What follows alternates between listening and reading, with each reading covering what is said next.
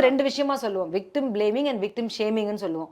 Victim ஷேமிங்னா ரொம்ப அவமானப்படக்கூடிய இடத்துல அவங்கள வச்சுட்டாங்கன்னா முன் வருவாங்களா? இப்போ எல்லா இடத்துலையும் வந்து மீடியாலலாம் வந்துருச்சுல்ல. இப்போ இந்த மாதிரி நடந்துச்சுன்னா நாளைக்கு இன்னொரு இடத்துல எங்கேயோ ஒரு இடத்துல ஒரு பொண்ணுக்கு நடந்திருக்குன்னா அந்த பொண்ணு நிச்சயமா இந்த காவல்துறை நம்பி போய் எஃப்ஐஆர் கொடுக்குன்னு சொல்ல முடியாது.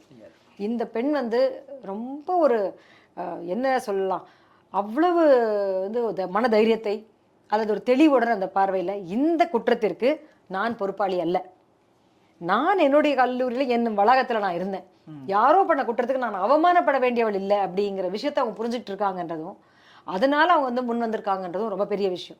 இதெல்லாமே பல நிர்பயாவுக்கு பின்னாடி தான் அந்த கான்செப்ட் கொஞ்சம் மாறுச்சு. அந்த குறிப்பிட்ட பெண்ணுக்கு அதுக்கான ஒரு தைரியம் வந்திருக்குங்கிறத வரவேற்கணும். அவங்களுக்கான ஒரு பாதுகாப்பை உத்தரவாதப்படுத்துறதுக்கு இப்படியெல்லாம் சோஷியல் மீடியாவில் ரவுண்ட்ஸ் போச்சுன்னா என்ன ஆகும்னா, உன்னுடைய விஷயம் எல்லாருக்கும் தெரிய வரும்ன்ற ஒரு மிரட்டல் தான் அதில் இருக்குன்னு நான் நினைக்கிறேன்.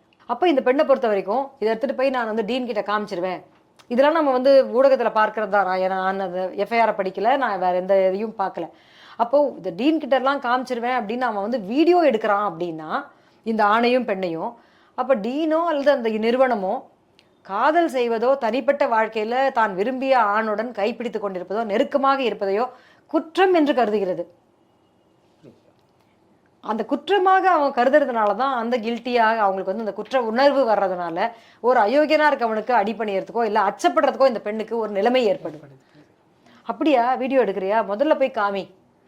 எங்க இன்ஸ்டிடியூஷன்ல யார் வேணா காதலிக்கலாம் போடா முதல்லன்னு சொல்றதுக்கு முடியாத அளவுக்கு இருக்குன்னா அந்த கல்வி சூழல், அந்த வளாகத்தின் சூழல் என்னவா இருக்குன்னு சொன்னா, பெண்கள் தன்னிச்சையாக தன் வாழ்க்கை துணையோ அல்லது சிறிய காலத்திற்கான ஆண் நண்பரையோ தேர்ந்தெடுத்தால் குற்றம்.